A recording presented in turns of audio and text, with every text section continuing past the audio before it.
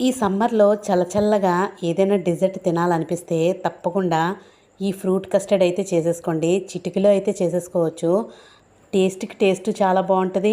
ఎంతో హెల్తీ కూడానండి. ఈ రెసిపీ ఎలా చేసుకోవాలో చూసేద్దాము. మనకి మార్కెట్లోని కస్టర్డ్ పౌడర్ అయితే దొరుకుతుందండి. ఆ ప్యాకెట్ అయితే తీసుకోవాలి.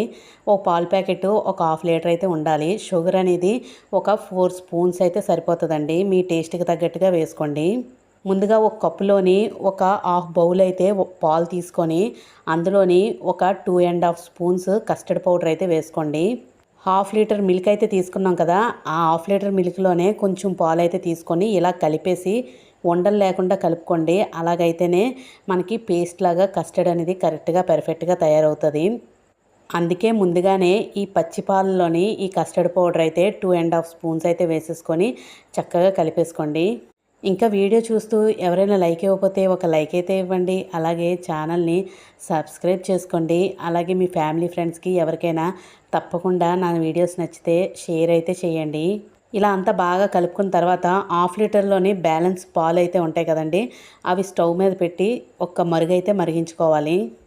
ఎక్కువ మరగవలసిన పని లేదండి. ఒక్క పొంగు వస్తే సరిపోతుంది. ఒక్క పొంగు రాగానే మనం కలిపి పక్కన పెట్టుకున్నాం కదా కస్టర్డ్ పౌడరు, అదైతే ఆ పాల్లో అయితే వేసేసుకొని అస్సలు ఆపకుండా అయితే కలపండి. అలా అయితేనే ఉండకట్టకుండా పర్ఫెక్ట్గా తయారవుతుంది. చూసారు కదా, చిక్కగా పేస్ట్ లాగా అయితే తయారైంది కదా. అలా తయారైన తర్వాత నేనైతే ఒక 4 స్పూన్స్ షుగర్ అయితే వేసుకుంటున్నాను. అంతా బాగా కలిపేసుకున్న తర్వాత దీన్ని మనం ఫ్రిడ్జ్లో అయితే పెట్టుకోవాలండి. ఈ డిజర్ట్ అనేది కూల్గా ఉంటేనే చాలా టేస్ట్గా ఉంటుంది. ఇది బాగా చల్లారిపోనివ్వండి. చల్లారిన తర్వాతే ఫ్రిడ్జ్లో అయితే పెట్టుకోండి.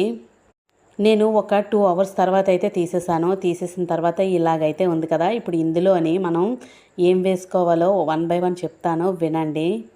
నేనైతే ముందుగా గ్రేప్స్ అయితే వేసుకుంటున్నాను. మీ దగ్గర ఏ ఫ్రూట్స్ ఉంటే ఆ ఫ్రూట్స్ అయితే వేసుకోండి. నెక్స్ట్ వచ్చేసరికి బనానా వేసుకుంటున్నాను. నెక్స్ట్ వచ్చేసరికి మస్క్ మిలాన్ వేసుకుంటున్నాను.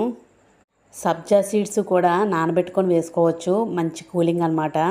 నా దగ్గర ఈ 3 ఫ్రూట్స్ ఉన్నాయి. ఇవైతే వేసుకుంటున్నాను. నెక్స్ట్ వచ్చేసరికి బాదం, జీడిపప్పు, కిస్మిస్, అలాగే డ్రై ఫ్రూట్స్ మీకు నచ్చినన్ని వేసుకోండి. మీకు నచ్చిన ఫ్రూట్స్ వేసుకొని ఈ కస్టర్డ్ని ట్రై చేసి ఎలా వచ్చిందో కామెంట్ అయితే చేయండి.